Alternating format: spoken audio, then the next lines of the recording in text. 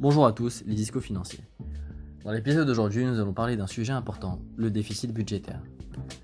Alors, tout d'abord, ils ne font pas confondre déficit et dette. Un déficit ne concerne qu'une seule année, tandis qu'une dette est une accumulation de déficits sur plusieurs années.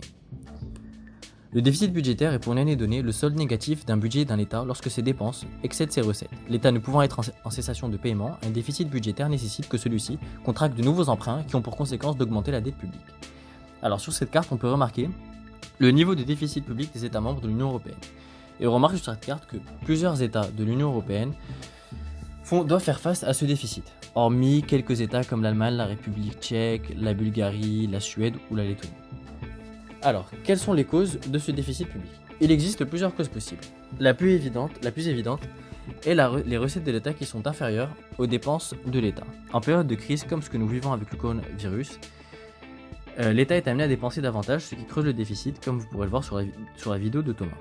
Un niveau de croissance plus bas que prévu ou encore un changement de fiscalité sont des raisons de ce déficit public. Le déficit public dans l'Union européenne.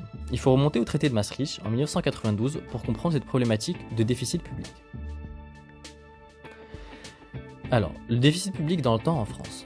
On remarque que durant les 30 glorieuses, de 1950 à 1970, l'État est excédentaire. Passé cette période, l'État a un déficit public moyen de 4% du PIB à peu près.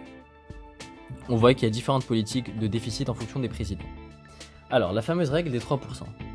Tous les pays de l'Union européenne sont astreints à cette règle, c'est-à-dire que leur déficit public ne doit pas dépasser les 3%.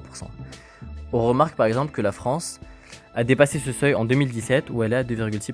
Mais les années précédentes, notamment dû à la crise de 2008-2009, on voit que c'était à 7,2%, 6,9%, 5,2%, et que l'État cherchait constamment à dépasser cette barre des 3%.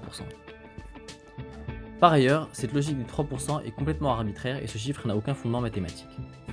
Alors, quelles sont les stratégies pour réduire le déficit ? Il existe plusieurs stratégies pour réduire ce déficit et plusieurs pistes que plusieurs États ont menées. Tout d'abord, une réforme de la structure de l'État et de ses collectivités locales sont nécessaires. Réorganiser la sécurité sociale et la dépense publique, lutter contre la fraude fiscale qui fait perdre énormément d'argent à l'État, ne pas remplacer tous les départs à la retraite des fonctionnaires, ce qui équivaut à réduire le nombre des fonctionnaires, dans les services dont leur utilité n'est pas forcément nécessaire, réduire le coût du lycée et augmenter les droits d'inscription aux établissements de l'enseignement supérieur, ou encore rendre plus sélectif l'accès aux logements sociaux.